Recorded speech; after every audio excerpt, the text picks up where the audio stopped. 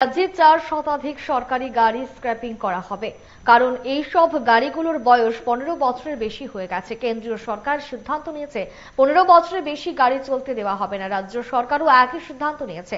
তবে রাজ্যে এই সিদ্ধান্ত প্রথম ধাপে শুধু সরকারি গাড়ির ক্ষেত্রে কার্যকর করা হবে। শুক্রবার এই সম্পর্কিত কর্মশালা অনুষ্ঠিত হয় আগরতলা প্রজ্ঞা ভবনে। সেখানে উপস্থিত ছিলেন পরিবহন মন্ত্রী সুশান্ত চৌধুরী।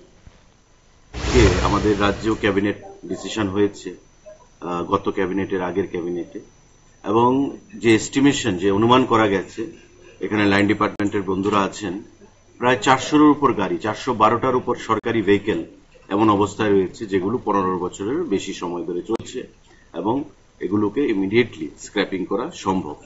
আজকে what is this scraping policy is all about.